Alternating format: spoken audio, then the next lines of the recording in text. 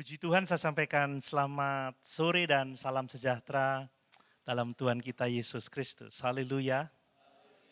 Sungguh kita bersyukur kita boleh kembali bersama-sama beribadah untuk menikmati persekutuan dengan Tuhan, menikmati firman-Nya dan menikmati persekutuan dengan sesama. Mari pada sore ini saya akan berkhotbah tentang hidup di dalam kasih sebagai murid-murid Kristus. Maksud saya adalah sebagai murid Kristus kita dipanggil untuk hidup di dalam kasih. Mari kita membaca bersama-sama di dalam surat Kolose pasal 3 ayat 12 sampai ayat yang ke-14. Kolose pasal 3 ayat 12 sampai ayat yang ke-14. Saya membaca untuk kita sekalian, demikian firman Tuhan. Karena itu, sebagai orang-orang pilihan Allah yang dikuduskan dan dikasihinya, kenakanlah belas kasihan, kemurahan, kerendahan hati, kelemah lembutan, dan kesabaran. Sabarlah kamu seorang terhadap yang lain, dan ampunilah seorang akan yang lain, apabila yang seorang menaruh dendam terhadap yang lain, sama seperti Tuhan telah mengampuni kamu, kamu perbuat jugalah demikian. Dan di atas semuanya itu, kenakanlah kasih sebagai pengikat yang mempersatukan dan menyempurnakan. Haleluya, puji Tuhan. Masih di dalam tema besar hidup di dalam kasih Allah. Bapak Ibu, minggu lalu kita belajar bersama-sama bahwa sebagai pengikut Kristus, sebagai orang Kristen, kita dipanggil untuk hidup di dalam kasih Allah. Amin. Ini panggilan kita. Minggu lalu kita belajar dari Efesus pasal 5 ayat 1 sampai ayat yang kedua, bahwa hidup di dalam kasih Allah itu berarti kita belajar meniru Allah. Paulus mengatakan jadilah penurut-penurut Allah seperti anak-anak yang kekasih. Kalau kita sungguh-sungguh menerima kasih Allah, kalau kita sungguh-sungguh hidup di dalam kasih Allah, maka kita akan menjadi peniru-penirunya Allah. Bapak Ibu, kita adalah imitatornya Tuhan. Amin. Kita meniru Allah dalam hal kasih, mengasihi sesama kita seperti Allah telah mengasihi kita. Kita meniru Allah di dalam hal pengampunan. Sebagaimana Allah telah mengampuni kita, demikianlah hendaknya kita saling mengampuni. Amin. Kita menjadi peniru Allah dalam kerendahan hati. Sebagaimana Yesus telah merendahkan dirinya, menjadi manusia dan sebagai manusia dia taat sampai mati di atas kayu salib. Demikianlah kita harus menjadi orang-orang yang rendah hati, merendahkan diri kita seorang akan yang lain. Mari Bapak Ibu, jangan melupakan firman Tuhan itu. Mari kita menjadi peniru-peniru Allah. Mari kita mengasihi, mengampuni, dan rendah hati seperti Allah sudah mengasihi kita. Seperti Allah sudah mengampuni kita dan dia menunjukkan kerendahan hati untuk keselamatan jiwa kita. Amin. Minggu lalu kita juga telah belajar bahwa hidup di dalam kasih itu artinya kita mengasihi sesama seperti Yesus sudah mengasihi kita. Mari kita mengingat bahwa kasih Yesus adalah kasih yang tanpa syarat. Dia mengasihi kita, tidak menunggu kita jadi baik terlebih dahulu. Tidak menunggu kita mencari dia terlebih dahulu. Tetapi dia mengasihi kita dan menyerahkan nyawanya ketika kita masih berdosa. Kalau mengasihi sesama, jangan tunggu sesama kita menjadi baik terlebih dahulu. Amin. Amin. Kalau mau nyapa orang, jangan tunggu orang menyapa kita dahulu. Kalau kita mau membantu orang, jangan tunggu orang baik dulu sama kita, baru kita membantu dia. Kasih Yesus itu adalah kasih yang rela berkorban.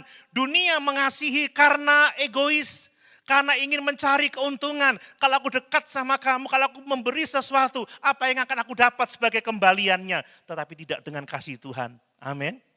Dia memberikan nyawanya tanpa pamrih, Bapak Ibu ya. Dan kalau kita mengasihi seperti Kristus mengasihi kita, Dia mengasihi dengan kasih yang rela melayani. Ya, dan kasih seperti itulah yang dikenan oleh Allah.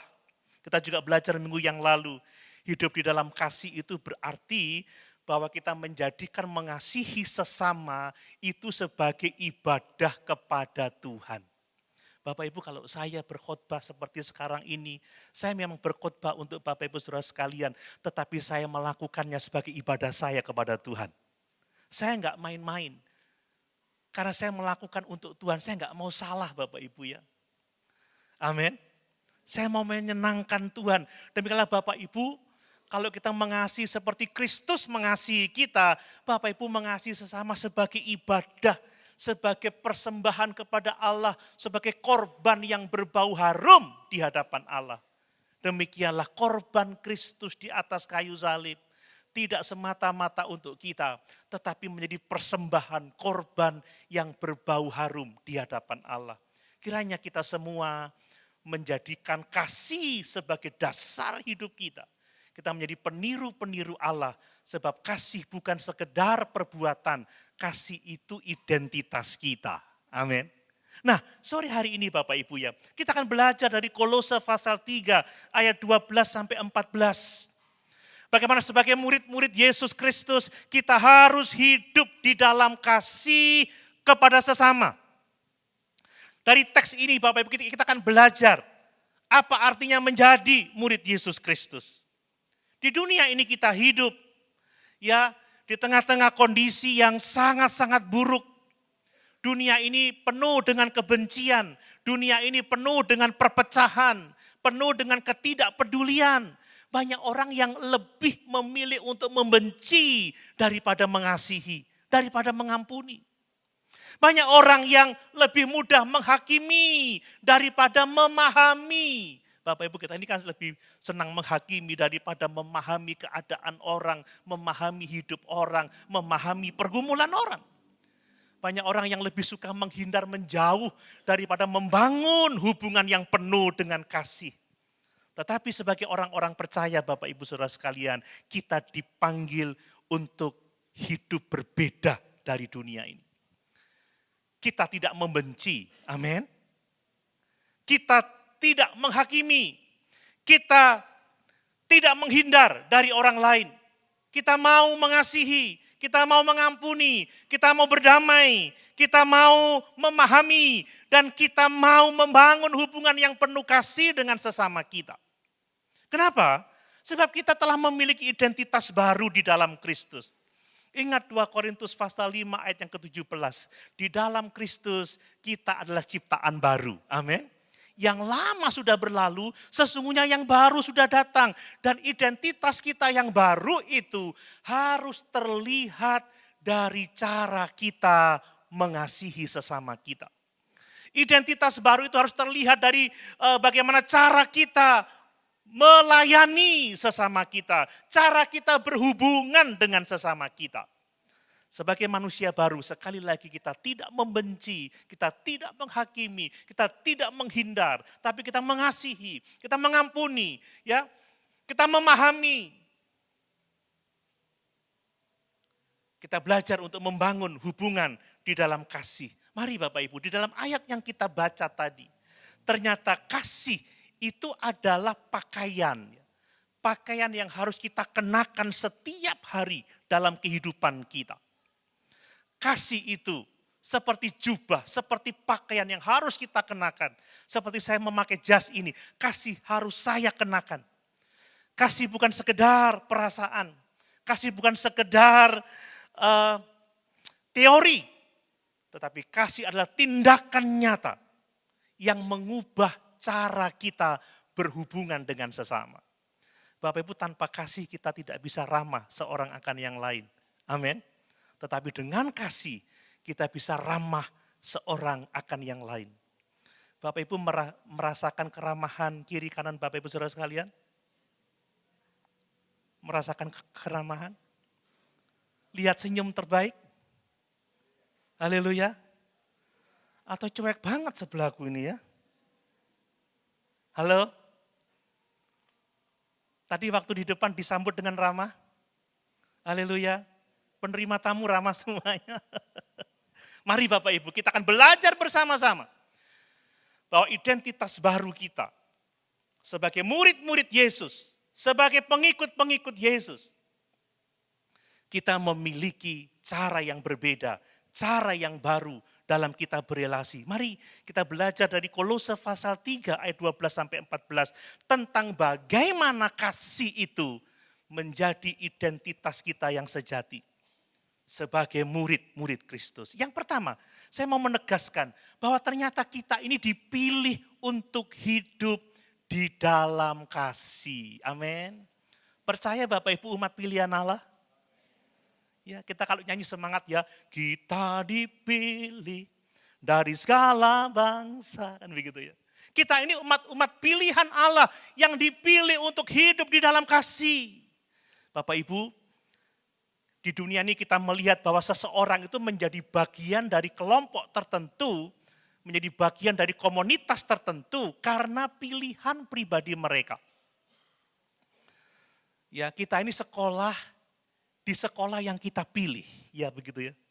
Kita ini bekerja di tempat bekerja yang kita pilih. Anak saya kuliah memilih universitas yang dipilihnya, jurusan yang dipilihnya, kan seperti itu. Ya, di dunia seperti itu. Tetapi tidak dengan hubungan kita dengan Tuhan. Kalau kita memiliki hubungan dengan Tuhan, kalau kita menjadi pengikut Yesus, kalau kita menjadi orang-orang percaya, bukan karena kita yang memilih Tuhan, tetapi karena Tuhan yang memilih kita. Amin. Bapak Ibu bukan memilih Tuhan, tetapi Tuhan yang memilih kita terlebih dahulu. Sebelum Tuhan memilih kita, memanggil kita, menyelamatkan kita, kita tidak akan pernah bertemu dengan Tuhan. Kita tidak akan pernah datang kepada Tuhan. Mari kita menyadari ini.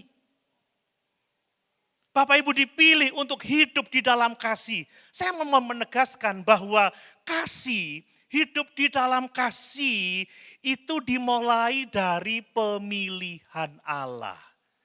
Amin Bapak Ibu. Lihat ayat yang ke-12 tadi. Karena itu sebagai orang-orang pilihan Allah yang dikuduskan dan dikasihinya, kenakanlah belas kasihan dan seterusnya dan seterusnya dan seterusnya. Bapak Ibu kita ini adalah orang-orang pilihan Allah. Ini berarti bahwa hidup kita ini bukan kebetulan. Kita jadi Kristen ini bukan by accident. Kita jadi Kristen karena Allah telah memilih kita. Amin.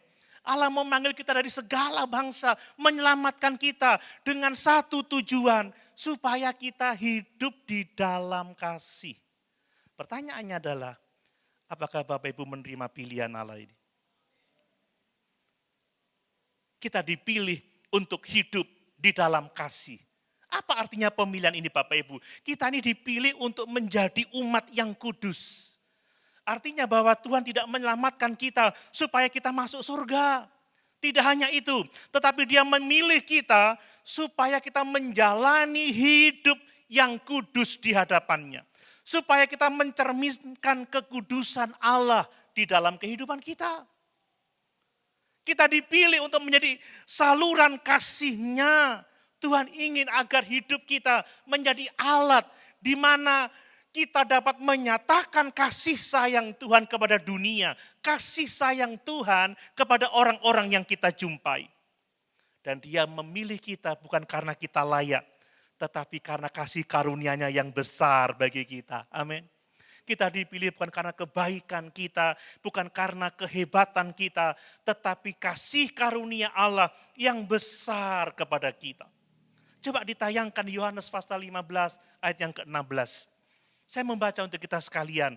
Bukan kamu yang memilih aku, tetapi akulah yang memilih kamu. Dan aku telah menetapkan kamu supaya kamu pergi dan menghasilkan buah. Dan buahmu itu tetap. Percaya kita orang-orang pilihan Allah? Kita dipilih untuk menghasilkan buah. Dan supaya buahmu itu tetap. Buah apakah itu Bapak Ibu? Itulah buah kasih. Amin. buah kasih. Itu yang Tuhan nantikan dalam kehidupan kita. Itulah tujuan Allah memilih kita. Itu sebabnya Bapak Ibu, kasih itu adalah bukti identitas orang-orang pilihan Allah. Kalau Bapak Ibu adalah orang-orang pilihan Allah, maka Bapak Ibu akan menghasilkan buah kasih. Amin. Amin. Kalau kita masih membenci sebagai orang Kristen, kita masih marah, kita masih egois, kita masih mementingkan diri sendiri. Jangan-jangan kita bukan pilihan Allah. Jangan-jangan kita bukanlah orang-orang yang ditebus dari segala dosa dan kejahatan kita. Saya mau menegaskan bahwa ketika seseorang menjadi bagian dari sebuah komunitas, maka orang-orang itu akan memiliki pengenal atribut dari komunitas itu ya. Bapak Ibu di sini ada saudara-saudara seiman kita dari ABRI ya, dari Angkatan Bersenjata. Ya, seorang tentara itu tidak hanya memiliki seragam Bapak Ibu ya. Tidak, tetapi seorang tentara itu diharapkan memiliki karakter sebagai seorang tentara, seorang yang berani, seorang yang penuh integritas. Amin Bapak Ibu. Seorang yang melayani, seorang yang loyal seperti itu ya. Seorang mahasiswa memiliki kartu identitas, memiliki jas alma mater, tetapi lebih dari itu, dia harus memiliki karakter sebagai seorang mahasiswa yang baik, ya mahasiswa yang tekun belajar, mahasiswa yang bermoral, mahasiswa yang baik kan seperti itu. Lalu apa tanda kita? Pengenal kita sebagai seorang Kristen. Bapak Ibu, tanda kita seorang Kristen, seorang murid Yesus tidak sekedar atribut-atribut yang sifatnya lahiriah, simbol-simbol lahiriah, ya kalung salib, baju kolar, dan lain sebagainya. Yesus mengatakan kepada kita bahwa tanda pengenal kita ini seorang Kristen adalah kalau kita hidup di dalam kasih. Amin. Kalau kita mengasihi seorang akan yang lain. Coba kita baca Yohanes pasal 13 ayat 35. Ya, saya menerangkan ayat ini di kebaktian tadi pagi. Dengan demikian semua orang akan tahu bahwa kamu adalah murid-muridku, yaitu jikalau kamu saling mengasihi. Bapak Ibu, identitas kita tidak dikenal dari tanda-tanda lahiriah. Identitas kita tidak dikenal dari seringnya kita bergereja, rajinnya kita melayani di gereja. Semuanya itu penting, tetapi tanda-tanda lahiriah, tanda-tanda yang utama yang Tuhan nyatakan kepada kita adalah kalau kita hidup saling mengasihi. Ingat, ada orang-orang yang rajin bergereja, tetapi hidupnya penuh dengan kepahitan. Ada orang-orang yang bisa melayani di gereja, tetapi kasar ya. Ya, tidak takut akan Tuhan. Ada orang-orang yang aktif, pelayanan kemana-mana, tetapi tidak menjadi teladan bagi orang-orang yang ada di sekitar kita. Mari Bapak Ibu, Tuhan tidak mengenal kita sebagai murid Kristus hanya dari ucapan kita atau atribut-atribut lahiriah yang kita kenakan, tetapi Dia mengenal kita, dunia mengenal kita sebagai murid Kristus dari kasih yang kita nyatakan kepada orang-orang yang ada di sekitar kita. Amin. Itu sebabnya Bapak Ibu, kasih itu harus diwujudkan dalam kehidupan kita. Kasih itu harus dinyatakan di dalam kehidupan kita. Nah, persoalannya adalah bagaimana kita bisa mewujudkan kasih itu dalam kehidupan kita. Mulai dari keluarga Bapak Ibu, amin. Amin. Sebagai suami Kristen, kasihilah istrimu seperti Kristus mengasihi jemaat. Sebagai istri Kristen, tunduklah kepada suamimu seperti Kristus tunduk kepada jemaat. Sebagai orang tua Kristen, didiklah anak-anakmu di dalam ajaran dan nasihat Tuhan. Sebagai anak-anak Kristen, hormatilah ayah dan ibumu. Amin. Mulai dari keluarga. Kemudian meluas ke dalam gereja. Sebagai sesama orang percaya, sebagai anggota tubuh Kristus, mari kita saling mendukung seorang akan yang lain. Mari kita saling membangun, saling menguatkan, bukan saling menjatuhkan atau saling bersaing. Mari kita bersama-sama mengerjakan program gereja untuk pertumbuhan iman bersama. Amin. Untuk kebaikan kita bersama.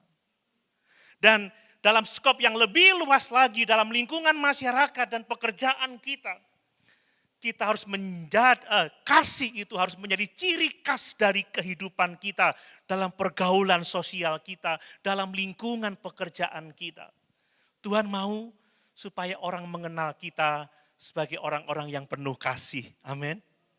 Sebagai orang-orang yang mau melayani, sebagai orang-orang yang memiliki hati yang penuh belas kasihan, ada kesabaran, ada kemurahan. Itu yang Tuhan kehendaki dalam kehidupan kita. Dan pada akhirnya kasih itu harus dibagikan, bukan disimpan untuk diri sendiri. Ini yang harus kita pahami Bapak Ibu. Seringkali kita berpikir ya, bahwa kasih itu cukup untuk kita nikmati sendiri. Yang penting aku senang, yang penting aku sehat, yang penting aku cukup. Yang lain EGP. Emangnya gue pikirin. Katanya cuek bebek. Saya nggak tahu bebek itu cueknya seperti apa ya.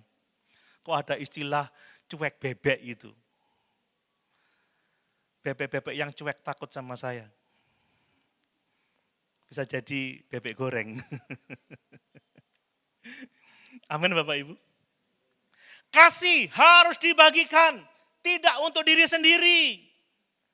Tidak untuk diri kita, kalau kita diberkati kita harus menjadi berkat. Seperti lilin itu, kalau lilin itu dinyalakan, pasti akan menerangi lingkungan di sekitarnya, terlihat oleh orang lain. Bapak Ibu di dalam Matius pasal 5 ayat 14 sampai yang ke-16, coba ditampilkan, Yesus berkata, kamu adalah terang dunia. Kota yang terletak di atas gunung tidak mungkin tersembunyi. Demikianlah hendaknya terangmu bercahaya di depan orang, supaya mereka melihat perbuatanmu yang baik dan memuliakan Bapamu yang di surga. Artinya apa Bapak Ibu? Ketika kita hidup di dalam kasih, ketika sebagai orang Kristen, sebagai pengikut Kristus, sebagai murid Kristus kita saling mengasihi, dunia atau orang-orang akan melihat Tuhan dalam kehidupan kita. Kenapa? Karena mereka memuliakan Tuhan kita. Amin. Coba perhatikan itu. Supaya mereka melihat perbuatanmu yang baik dan memuliakan Bapamu yang di surga. Tidak ada cara lain yang membuat Tuhan dimuliakan melalui kehidupan kita selain hidup di dalam kasih Bapak Ibu. Karena hanya dengan hidup di dalam kasih orang itu melihat Tuhan di dalam kehidupan kita. Mari Bapak Ibu, kita mau saling mengasihi. Amin. Ya jujur ya, kita ini seringkali gagal menunjukkan kasih kita kepada sesama kita karena banyak alasan. Saya memperhatikan yang sering diantaranya kita ini lebih fokus pada kelemahan orang lain. Iya Pak ya? Oh itu? Kita ini lebih fokus pada kekurangan orang lain. Wah, Pak Doni itu kurang ya. Kurang waktu untuk kita. Wah, kalau Pak Doni itu gini ya gitu, sudahlah. Wah, kalau Pak Marsiano ini ya segitu-gitu aja. Siapa lagi dijadikan contoh? Wah, Om Johan tuh gitu-gitu aja. Terlalu banyak melihat kekurangan orang lain. Tapi kita lupa melihat mereka sebagai makhluk Tuhan, ciptaan Tuhan sesama kita yang harus kita kasihi. Mari kita memandang orang bukan hanya kekurangannya ataupun sesuatu yang lain. Mari kita memandang mereka adalah ciptaan-ciptaan Tuhan sesama kita yang layak untuk kita kasihi. Amin. Amin. Ingat perintah Tuhan, kasihilah sesamamu manusia. Tidak terbatas, semua orang tanpa terkecuali.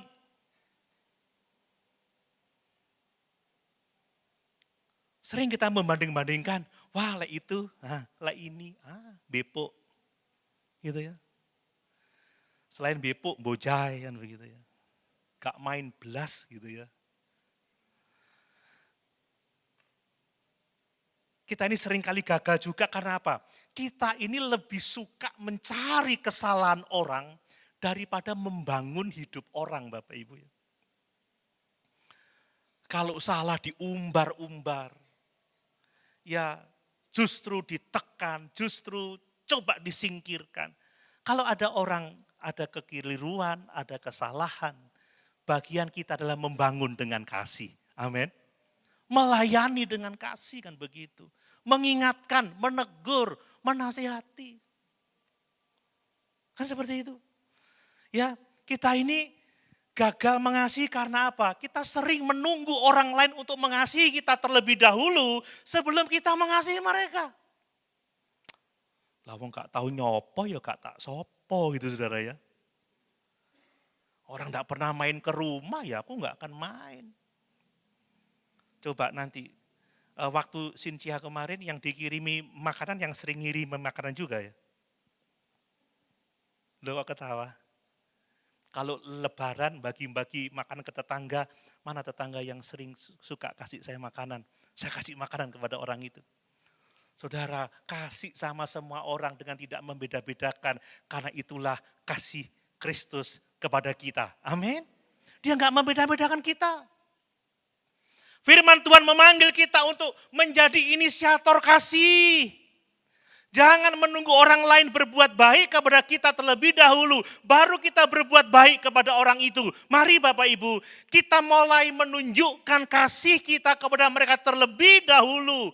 Karena kita dipilih oleh Allah untuk mengasihi, untuk menyatakan kasih Kristus kepada dunia ini. Sebagaimana Yesus mengasihi kita ketika kita masih berdosa dan mati bagi kita, ketika kita masih terhilang, marilah kita mengasihi sesama. Bahkan sebelum mereka mengasihi kita, bahkan mungkin mereka pernah menyakiti kita, melukai kita. Mari kita belajar mengasihi seperti Yesus sudah mengasihi kita. Amin. Nah, apakah kita sudah hidup dalam kasih yang seperti itu? Apakah kasih Allah nyata dalam kehidupan kita? Atau kita lebih suka melihat kelemahan orang, lebih suka melihat kesalahan orang, tidak mau membangun hidup orang lain? Atau kita hanya mengasihi orang-orang yang baik saja kepada kita? Mari Bapak Ibu, kita tidak dipanggil untuk hidup dalam kebencian, kita tidak dipanggil untuk hidup dalam kepahitan, tidak dipanggil untuk hidup dalam perpecahan, tapi kita dipanggil untuk hidup di dalam kasih. Karena kasih adalah tanda yang sejati bahwa kita adalah murid Kristus. Karena kasih itu adalah identitas kita sebagai murid Kristus. Amin. Mari kita hidup di dalam kasih. Hal yang kedua Bapak Ibu, kasih itu harus dikenakan sebagai karakter kita. Ya. Nanti saya jelaskan kenapa dikatakan kenakanlah belas kasihan. Kenakanlah kasih. Bapak Ibu seperti tadi saya sebutkan ya, ketika seseorang bekerja sebagai seorang dokter, dia tidak hanya memakai seragam dokter, tetapi dia harus punya karakter sebagai seorang dokter. Dokter yang bertanggung jawab ya. Dokter yang punya integritas. Ya, dokter yang tidak mencari keuntungan diri sendiri, yang memang melakukan pelayanan sosial dengan kasih sayang yang besar kan seperti itu. Semua harus seperti itu.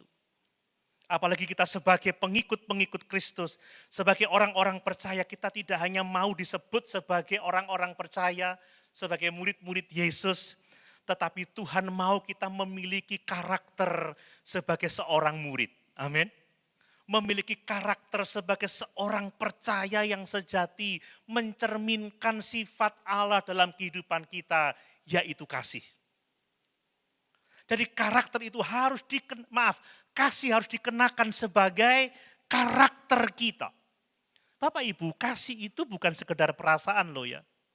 Kasih itu bukan sekedar teori, tetapi kasih itu adalah karakter yang harus dibangun dalam kehidupan kita. Kalau kita tidak mau membangun kasih sebagai karakter, kita tidak akan mungkin bisa mengasihi. Ya, saya baca lagi Kolose pasal 3 ayat yang ke-12. Kenakanlah belas kasihan. Perhatikan itu ya. Kenakanlah kemurahan, kenakanlah kerendahan hati, kenakanlah kelemah lembutan dan kesabaran. Perhatikan kata kenakanlah, pakailah Bapak Ibu ya. Ya kata kenakanlah, kata pakailah, itu tidak menunjukkan, itu menunjukkan bahwa kasih itu bukan sesuatu yang otomatis muncul dalam kehidupan kita. Tidak. Kasih itu adalah sesuatu yang harus kita bangun. Kasih itu sesuatu yang harus kita latih. Kasih itu sesuatu yang harus kita kembangkan. Kasih itu sesuatu yang harus kita kenakan setiap hari. Enggak muncul begitu saja. Saudara kalau tidak biasa memberi, tidak melatih untuk memberi, tidak mengembangkan sikap memberi, saudara enggak akan pernah bisa memberi. Amin Bapak Ibu. Kalau Bapak Ibu tidak belajar untuk ramah, menyapa, enggak membangun sikap ramah, Bapak Ibu enggak akan pernah bisa ramah. Cemberut terus, bawaannya gitu. Enggak bisa. Kenapa saya gampang senyum? Tiap hari senyum saudara. Tapi bukan seperti joker loh ya. Senyum. Ketemu orang, senyum. Tapi jangan senyum sendiri. Ngelamun atau apa itu. Iya toh, menyapa itu perlu latihan loh. Menyalami dengan hangat perlu latihan. Apalagi berbuat baik, menolong, memberi, membantu. Itu perlu dilatih, itu perlu dibangun dengan kesetiaan. Dikenakan setiap hari. Tanpa usaha, kita tidak bisa melakukannya. Ya, banyak loh orang yang masih berpikir bahwa kasih itu sekedar perasaan. Ya kalau saya merasa suka kepada seseorang, maka saya akan mengasihinya. Banyak yang ngomong. Katanya suka, tapi perhatian tidak. Kan begitu ya. Katanya sayang, tapi saat susah mendoakan aja tidak. Kan begitu. Tidak seperti itu Bapak Ibu ya. Alkitab mengajarkan bahwa kasih bukan sekedar emosi. Kasih bukan sekedar teori, tapi keputusan untuk mengasihi. Gaya hidup yang terus kita bangun setiap hari.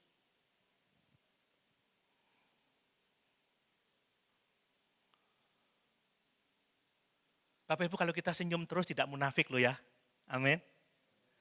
Karena kita belajar mengasihi. Kalau kita membantu bukan karena terpaksa loh ya, kita latihan itu. Seperti orang aja ya, coba lihat anak-anak. Saudara, bangun tidurku terus, tidak lupa. Kalau enggak dilatih, enggak mandi-mandi pagi. Banyak yang enggak gosok gigi. Enggak hanya anak-anak, yang gede juga gitu.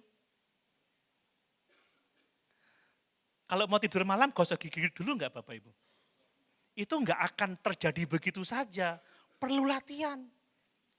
Kami kan tiap malam video call ya sama anak-anak. Anak-anak sudah di tempat tidur begitu ya, sudah mapan sambil ngomong-ngomong gitu. Nathan lagi ngapain? Gosok gigi mah. Kak Yohan sudah? Belum berarti itu saudara. Jeho gimana? Lupa mah. Kok lupa? Karena nggak dibiasakan Bapak Ibu ya. Kalau saudara lihat senyum saya, saudara bisa lihat saya sering gosok gigi tidak? Kecuali habis makan cumi hitam, wah hitam semua. Tapi kalau sudah begini saudara bisa menilai. Nah, bercanda aja. Tapi intinya Bapak Ibu, semua harus dilatih. Amin. Bukan sekedar perasaan, tapi harus dikerjakan. Keputusan, gaya hidup. Lihat Matius pasal 5 ayat 44. Coba tayangkan Matius 5 ayat 44. Tuhan Yesus berkata seperti ini, kasihilah musuh-musuhmu dan berdoalah bagi mereka yang menganiaya kamu. Kalau sama orang yang tidak ada masalah dengan kita saja, kadang kita tidak punya kerinduan untuk menolong, tidak punya keinginan untuk membantu, apalagi dengan musuh Bapak Ibu, apalagi dengan orang-orang yang menganiaya kita. Butuh dibangun, butuh dilatih, butuh dikembangkan, mengasihi musuh, berdoa bagi orang yang menganiaya kita. Mungkin ada yang ngomong, iya saya mendoakan orang yang menganiaya saya supaya cepat mati. Supaya ditemper bis kan begitu. Enggak seperti itu Bapak Ibu. Enggak mungkin kita bisa mengasihi musuh-musuh kita kalau kita enggak melatihnya, enggak mengusahakannya, enggak memperjuangkannya. Ya, kadang mau mendekat orang yang sangar aja kita mikir-mikir, ya apa ya, tapi kita memberanikan diri, kita maju, menyapa dan berbuat baik. Itu butuh latihan, itu butuh dibiasakan Bapak Ibu. Ya, sekali lagi perintah Tuhan Yesus, kasihilah musuhmu dan berdoalah bagi mereka yang menganiaya kamu. Ini menunjukkan bahwa kasih bukan sekedar emosi, tapi satu tindakan nyata yang harus dibangun, yang harus dikembangkan. Ini karakter yang harus dikenakan setiap hari di dalam kehidupan kita. Ya, termasuk saudara ya, berani mengamenkan kebenaran firman. Itu butuh latihan loh. Amin. Nah itu kan sudah mulai latihan. Makanya rasanya gereja kok sepi banget saudara. Karena kita nggak melatih untuk merespon. Haleluya. Nah udah mulai ini. Minggu depan nggak ada amin, pokoknya itu firman Tuhan, saudara tersentuh, amin kan begitu. Tidak tersentuh pun amin, karena tadi Pak Marsianus sudah mengatakan firman Tuhan tidak pernah salah. Latihan lagi, amin. Nah, jadi semua butuh latihan Bapak Ibu ya, bukan hanya perasaan. Ini penting bagi kita. Nah kemudian kasih itu harus ditunjukkan dalam sifat-sifat Kristiani. Apa itu Bapak Ibu? Kita membaca tadi, pertama-tama adalah belas kasihan. Seorang yang mau hidup di dalam kasih harus menerapkan belas kasihan. Ini harus dilatih Bapak Ibu ya. Belas kasihan itu adalah hati yang peka terhadap penderitaan orang lain. Tuhan Yesus menunjukkan belas kasihan kepada orang-orang yang sakit, orang-orang yang terbuang, orang-orang yang tersesat Bapak Ibu. Pertanyaannya apakah kita memiliki belas kasihan atau apakah kita mengenakan belas kasihan menjadi gaya hidup kita. Ketika melihat orang membutuhkan, kita segera mengulurkan tangan tergerak untuk menolong. Saya senang kalau lihat video-video yang namanya percobaan sosial seperti itu. Tadi sebelum ke gereja mampir di beranda saya, seorang yang coba melakukan eksperimen ya. Jadi tangannya yang satu itu dibungkus sama perban seperti itu. Jadi perban kemudian tali sepatunya ini lepas. Jadi kalau saya nggak pakai tali sepatu Bapak Ibu. Jadi dia coba tarik sepatu gini ya. Di tengah keramaian. Dia enggak bisa, karena tangannya ini kan sakit ya. Orang lewat, dilihat aja. Orang lewat, dilihat saja. Tapi ada satu anak remaja bersama mamanya. Ketika dia melihat orang ini kesulitan mau tali sepatunya, dia langsung berlutut dan mengikat tali sepatu itu. Adakah kita punya belas kasihan yang seperti itu? Kalau lihat orang jalannya tertatih, majulah, gandenglah, antar ke tempat duduknya. Amin. Kalau ada orang butuh duduk di tempat keramaian, menunggu sesuatu, saudara sehat kuat, kemudian berikanlah tempat duduk untuk orang itu. Kan seperti itu. Orang sekarang ini seringkali kurang belas kasihan. Ngelihat orang kesusahan, ya itu tadi cuek bebek. Nanti tak laporkan ke Pak Haji Slamet. Supaya dipotong dan dijadikan bebek goreng. Saudara tahu sekarang ya, saya suka bebek Haji Slamet. Sekarang nggak ada bebek pendeta selamat. Kalau ada saya cari itu saudara. Ya ada bebek haji selamat. Punyakah kita belas kasihan? Melihat gereja berkebutuhan, kita mengulurkan tangan. Atau kita memang sudah tidak memiliki kepekaan. Kemudian dikatakan ada kemurahan hati, kenakanlah belas kasihan, kenakanlah kemurahan. Ini bicara tentang kemurahan hati, kindness gitu ya. Seorang yang murah hati adalah orang yang selalu ingin melakukan kebaikan orang lain kepada orang lain tanpa mengharapkan imbalan. Ini orang yang ringan tangan, suka membantu, nggak bisa diam, saudara. Saya pernah kenal seorang yang seperti ini.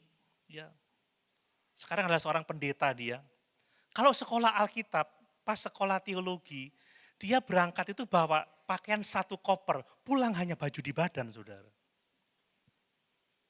Dia lihat temennya nggak punya baju, dia kasih. Pokoknya ukurannya cocok, pas dia kasih.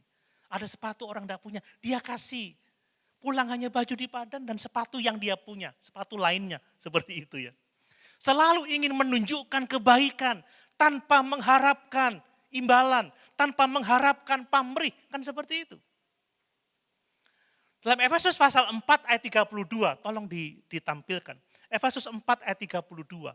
Hendaklah kamu ramah ya, seorang terhadap yang lain, penuh kasih mesra dan saling mengampuni sebagaimana Allah di dalam Kristus telah mengampuni kamu. Ini orang-orang yang murah hati, selalu ingin ramah, selalu penuh kasih mesra, mau mengampuni sebagaimana Kristus telah mengampuni dia. Apakah kita murah hati? Penuh kebaikan, kenakan itu Bapak Ibu ya, kenakan itu. Kemudian kerendahan hati ya. Dikatakan kenakanlah kerendahan hati. Orang yang rendah hati itu tidak mencari pujian bagi dirinya sendiri, tetapi selalu bersedia untuk melayani, selalu bersedia untuk memberkati. Yesus teladan bagi kita. Anak manusia datang bukan untuk dilayani, tetapi untuk melayani dan memberikan nyawanya bagi orang-orang berdosa. Amin. Ini kerendahan hati. Kemudian kelemah lembutan Bapak Ibu.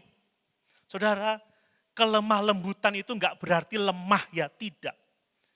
Orang yang lemah lembut adalah orang-orang yang memiliki kekuatan yang terkendali. Dia bisa melakukan banyak hal, tetapi dia menguasai diri. Ya, orang yang lemah lembut itu tidak mudah marah. Ya, tidak emosional dia. Tidak bersikap kasar ketika terjadi masa-masa sukar. Sabar dia kan begitu ya. Itu lemah lembut, gentle dia. Senangkan kalau kita dekat dengan orang-orang yang gentle ya, yang lemah lembut. Kemudian kesabaran, patient, mampu menahan diri. Tetap dapat mengasihi meskipun menghadapi orang-orang yang sulit, orang-orang yang tidak ramah, orang-orang yang tidak paham, tapi dia tetap sabar. Menghadapi orang-orang yang tidak menyenangkan, dia tetap sabar. Tetap mengasihi. Ini kesabaran Bapak Ibu. Dan Paulus juga menulis di dalam Kolose 3 ayat yang ke-13, ini tentang pengampunan. Coba kita baca Kolose pasal 3 ayat yang ke-13. Sabarlah kamu seorang terhadap yang lain, dan ampunilah seorang akan yang lain. Apabila yang seorang menaruh dendam terhadap yang lain, sama seperti Tuhan telah mengampuni kamu, kamu perbuatlah juga demikian. Bapak Ibu, kasih yang sejati juga dinyatakan dalam kerelaan untuk mengampuni. Banyak orang loh yang sulit mengampuni. Terutama saat mereka disakiti, saat mereka dikhianati. Namun firman Tuhan mengajar kepada kita untuk saling mengampuni. Sebagaimana Kristus telah mengampuni kita. Amin. Yesus menjadi teladan bagi kita Bapak Ibu ketika dia disalib. Dia menderita kesakitan yang begitu luar biasa. Apa doanya? Bapa, ampunilah mereka. Sebab mereka tidak tahu apa yang mereka perbuat. Kalau kita sudah menerima pengampunan dari Tuhan Bapak Ibu, mari kita mau saling mengampuni. Karena itulah panggilan kita sebagai orang-orang percaya. Karena itulah panggilan kita sebagai murid Kristus. Amin. Yang berikutnya, kasih itu sebagai pakaian kita sehari-hari. Ya. Ayat yang ke-14 dari Kolose pasal yang ketiga. Tetapi di atas semuanya itu kenakanlah kasih. Wow. Kenakanlah kasih. Bapak Ibu, mengapa kita harus mengenakan kasih? Seperti pakaian. Bayangkan Bapak Ibu ya, kalau kita mau memakai pakaian, kita mau pakaian yang bersih ya. Kita mau pakaian yang rapi. Kita ingin pakaian kita wangi, kan begitu ya. Saya tadi sebelum berangkat, gitu. Pokoknya saya mau wangi gitu ya. Coba bayangkan, kalau pakaian kita bersih, rapi, wangi, kita pasti nyaman. Amin. Loh, gak belajar lagi. Harus dibiasakan Bapak Ibu ya. Kita pasti percaya diri. Ya, kita pasti enggak lagi ada beban untuk mendekati orang lain. Tapi kalau pakaian kita kotor, saudara ya, tidak rapi, apalagi tidak berbau, orang lain pun tidak akan suka mendekat kita.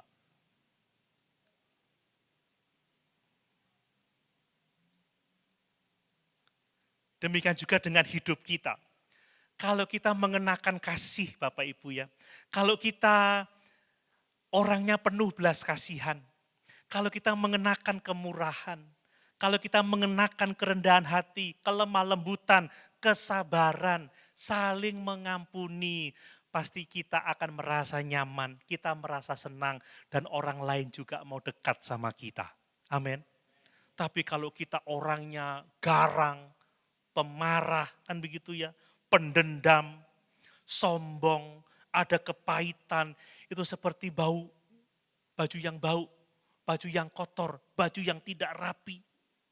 Orang gak akan suka dekat sama orang-orang yang seperti itu. Ya, coba kalau ada orang yang sudah gayanya sombong, urakan, gak beres, mau deket Bapak Ibu? Gak mau. Gak mau. Tapi orang-orang yang lemah lembut, yang rendah hati, yang murah hati, yang sabar, kita suka mendekat pada orang-orang yang seperti itu. Mari Bapak Ibu, kita mengenakan itu sebagai pakaian dalam kehidupan kita sehari-hari. Kenakanlah kasih, kenakanlah belas kasihan, kemurahan, kebaikan, kesabaran, kelemah lembutan, pengampunan. Maka kita akan dapat menarik orang-orang untuk datang kepada Tuhan dan Juru Selamat kita, Yesus Kristus. Amin. Yang ketiga, yang terakhir Bapak Ibu, kasih itu adalah pengikat yang mempersatukan. Wow, ini luar biasa. Saya membaca lagi di ayat yang ke-14. Dan di atas semuanya itu kenakanlah kasih sebagai pengikat yang mempersatukan dan menyempurnakan. Bapak Ibu yang dikasih oleh Tuhan, dalam kehidupan ini ada begitu banyak hal yang dapat memisahkan kita, yang dapat memisahkan keluarga, yang dapat menceraikan persekutuan orang-orang percaya. Ada banyak hal.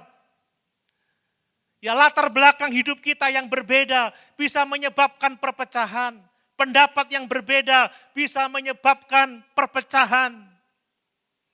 Rasa tersakiti bisa menyebabkan perpecahan. Namun ada satu hal yang dapat menyatukan kita. Itulah kasih. Cuman Pak Marsiano sama Pak Yanto. Ada satu hal yang bisa menyatukan kita. Mungkin kita sekarang beda pendapat. Ada yang tersakiti. Kita punya latar belakang yang berbeda. Kasih yang dapat menyatukan kita. Dan kasih itu yang menyempurnakan kita di dalam Yesus.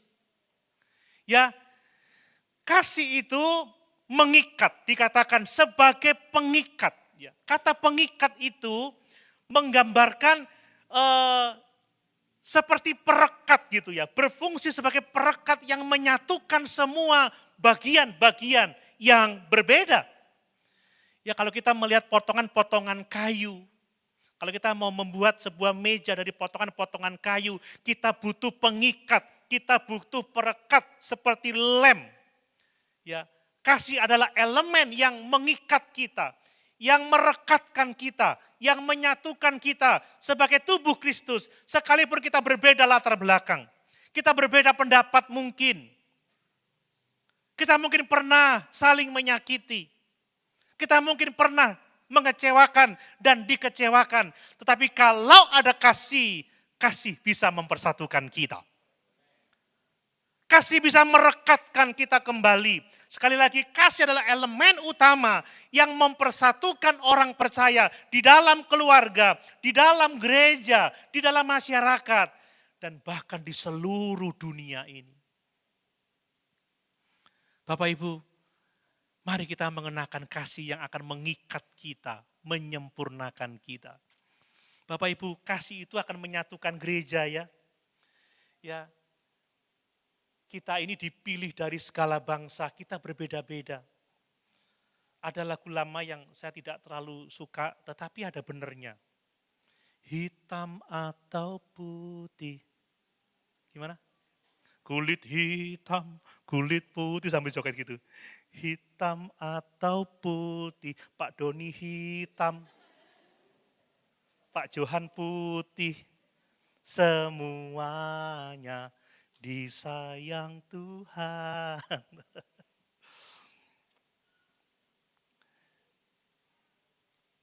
Bapak Ibu, tapi kita yang berbeda latar belakang, berbeda pendapat, berbeda pikiran, mungkin kita pernah punya masalah, ya, punya masa lalu, tetapi bisa disatukan kalau kita mengenakan kasih. Doa Tuhan Yesus apa Bapak Ibu? Supaya kita menjadi satu. Coba lihat Yohanes pasal 17 ayat 21. Yohanes pasal 17 ayat 21. Supaya mereka semua menjadi satu. Sama seperti engkau ya Bapa di dalam aku dan aku di dalam engkau. Supaya dunia percaya bahwa engkaulah yang mengutus aku.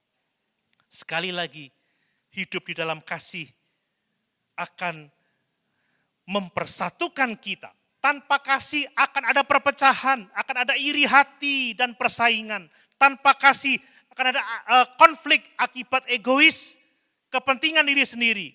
Tanpa kasih, jemaat akan merasa diabaikan dan tidak dihargai. Tetapi dengan kasih akan ada kesatuan sekalipun kita berbeda-beda. Amin.